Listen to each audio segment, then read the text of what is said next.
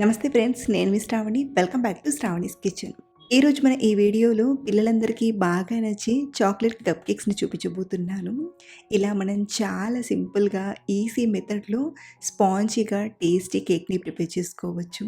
అలాగే ఇక్కడ నేను చక్కెర వేయకుండా బెల్లంతో చేయబోతున్నానండి. వీలైనంత వరకు పిల్లలకు నచ్చేలా కాస్తైనా హెల్దీగా చేయాలనుకుంటాను. బెల్లంతో చేసిన అస్సలు ఆ ఫ్లేవర్ తెలియకుండా సూపర్ టేస్ట్ ఉంటాయి. చిన్న చిన్న టెక్నిక్తో చేస్తే సూపర్ స్పాంజీగా బాగా కుదురుతాయి. మరి లేట్ చేయకుండా ఈ చాక్లెట్ కప్ కేక్స్ని ఇంతకీ ఎలా చేయాలో ఇప్పుడు చూపిస్తాను రండి.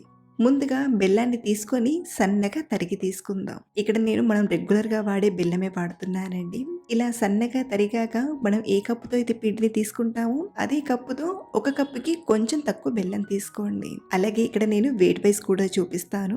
చూడండి, 120 గ్రామ్స్ వరకు బెల్లం తీసుకోవాలి. అంటే మనం పిండిని ఎన్ని గ్రామ్స్ అయితే తీసుకుంటామో దానికి సమానంగా బెల్లం తీసుకోవాలి. సో ఇలా తీసుకున్న బెల్లాన్ని ముందుగా కరిగించడానికి స్టవ్ ఆన్ చేసి ప్యాన్ లోకి తీసుకొని ఒక పావు కప్పు నీళ్ళని తీసుకొని బెల్లాన్ని కరిగించండి. మనం పాకం పట్టాల్సిన అవసరం లేదండి, జస్ట్ బెల్లం కరిగిపోతే సరిపోతుంది. చూడండి, ఇలా బెల్లం కంప్లీట్గా కరిగిపోయాక ఒక గిన్నెలోకి వడగట్టి తీసుకుందాం. ఇక్కడ బెల్లం సిరం కొంచెమే ఉంది కాబట్టి టీ స్ట్రైనర్తో వడగట్టి తీసుకుంటున్నాను. ఇలా వడగట్టడం వలన ఇందులో ఏమైనా డస్ట్ పార్టికల్స్ ఉంటే అవి ఈజీగా సెపరేట్ అవుతాయి. కొంచెం చల్లారేంత వరకు పక్కనుంచండి. పిండిని జల్లడ పట్టి తీసుకోవడానికి ఇంకొక బౌల్ని తీసుకొని ఒక కప్పు మైదా పిండిని తీసుకోండి. మీరు ఈ కేక్ని ఇంకా హెల్తీగా చేయాలంటే మైదా పిండికి బదులుగా గోధుమ పిండినైనా వాడొచ్చు. కాకపోతే గోధుమ పిండిని వాడుతున్నట్లయితే 3/4 కప్పు గోధుమ పిండిని 1/2 కప్పు మిల్క్ పౌడర్ని వాడండి. ఇప్పుడు మళ్ళీ ఇదే జల్లెడలోకి 1 టీ స్పూన్ బేకింగ్ పౌడర్ని, 1/2 టీ స్పూన్ బేకింగ్ సోడాను, 2 టేబుల్ స్పూన్ల కోకో పౌడర్ని తీసుకుంటున్నాను. మీరు ఈ ప్లేస్లో కోకో పౌడర్నైనా లేదా చాక్లెట్ పౌడర్నైనా వాడొచ్చు. అలాగే ఇందులోనే చిటికెడంత ఉప్పుని తీసుకొని బాగా జల్లించండి. ఇలా జల్లడపట్టి చేయడం వలన కేక్ అనేది చాలా స్పాంజీగా వస్తుంది. సో ఇలా జల్లడపట్టిన ఈ పిండిని రెడీగా పక్కన పెట్టి మనం ఎందులోకైతే కేక్ని తీసుకుంటామో ఆ గిన్నెల్ని తీసుకోండి. ఇక్కడ నేను ఇంట్లో ఉండే ఈ చిన్న గిన్నెల్లోకి కప్ కేక్స్ని ప్రిపేర్ చేస్తున్నాను. లేదా సూపర్ మార్కెట్లో కానీ లేదా ఆన్లైన్లో అయినా ఇలాంటి పేపర్ కప్స్ అనేవి అవైలబుల్లో ఉంటాయి. వీటిలో అయినా కప్ కేక్స్లా చేసుకోవచ్చు. ముందుగా ఈ గిన్నెలకు కొంచెం కొంచెంగా ఆయిల్ని బాగా అప్లై చేయండి. ఇలా అన్ని గిన్నెల్లోకి నూనెను బాగా పట్టించాక కొంచెం కొంచెంగా మైదా పిండిని తీసుకుంటూ గిన్నె చుట్టూ బాగా పట్టించి ఎక్స్ట్రా పిండిని దులిపేసి తీసుకోండి. ఇలా మనం తీసుకున్న గిన్నెలకు నూనెను పిండిని బాగా కోట్ చేసి రెడీగా పక్కన ఉంచేయండి. మరో పక్కన బెల్లం సిరప్ కూడా పూర్తిగా చల్లారిపోయిందండి. ఇప్పుడు ఇందులోకి అరకప్పు పెరుగును తీసుకుందాం. పుల్లటి పెరుగు కాకుండా కమ్మటి పెరుగును తీసుకుంటే చాలా మంచి రుచిగా కుదురుతుంది. అలాగే ఒక 1/2 కప్పు నూనెను తీసుకోండి. పల్లి నువ్వుల నూనెను తీసుకుంటే ఆ ఫ్లేవరే వస్తుంది కాబట్టి ఫ్లేవర్ లేని నూనెను తీసుకోండి. అలాగే 1 టీ స్పూన్ వెనిలా ఎసెన్స్ని, అలాగే ఒక 1/2 టీ స్పూన్ ఇన్స్టంట్ కాఫీ పౌడర్ని తీసుకుంటున్నాను. ఇలా కొంచెం కాఫీ పౌడర్ వేయడం వలన చాక్లెట్ కప్ కేక్స్ అనేవి ఇంకా టేస్ట్గా చాలా చాలా బాగుంటాయి. సో ఇలా తీసుకున్న వీటిని బాగా బీట్ చేయండి. మీరు కావాలంటే వీటన్నిటిని మిక్సీ గిన్నెలోకి తీసుకొని ఒకసారి బ్లెండ్ చేసైనా తీసుకోవచ్చు. మొత్తానికి మనకు పెరుగులోని ముద్దలనేవి కనబడకుండా బాగా బీట్ చేయాలి.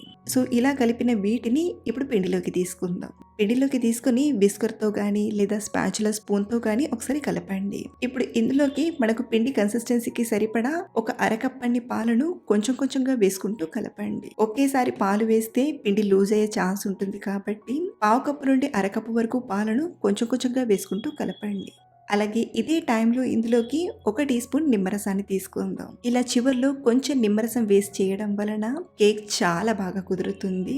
ఫ్లాట్గా అవ్వడం లేదా కేక్ లోపలికి పోవడం ఇలా ఏమీ అవ్వకుండా ఫ్లఫీగా పొంగుతుందన్నమాట. పిండిని మరీ పల్చగా కాకుండా ఈ వీడియో క్లిప్లో చూపిస్తున్నట్టుగా ఈ థిక్నెస్లో కలపండి. ఇలా థిక్ రిబ్బన్ కన్సిస్టెన్సీలో ఉండాలి. సో ఇలా కలిపిన ఈ కేక్ బ్యాటర్ని 1/2 కప్పు గిన్నెతో ఇలా బ్యాటర్ని తీసుకొని కప్స్లోకి తీసుకుందాం. కప్స్లోకి అరకప్పుకి కొంచెం ఎక్కువ పిండిని తీసుకోండి. ఇలా 4 కప్పులోకి తీసుకున్నాక ఇక్కడ నేను పైనుండి చాప్ చేసిన బాదం అలాగే పాంప్కిన్ సీడ్స్ని తీసుకుంటున్నాను. ఇది ఆప్షనల్ అండి, మీరు కావాలంటే టూటీ ఫ్రూటీనైనా లేదా ఏం వేయకుండా అయినా చేయొచ్చు. ఇలా కొంచెం గార్నిషింగ్ చేస్తే పిల్లలు కూడా బాగా లైక్ చేస్తారని వేస్తున్నాను. సో ఇలా రెడీ చేసిన కేక్స్ని ఇప్పుడు బేక్ చేసుకుందాం. నేను ఒక 10 నిమిషాల ముందుగానే ప్యాన్ని తీసుకొని ప్రీహీట్ చేయడానికి పెట్టాను.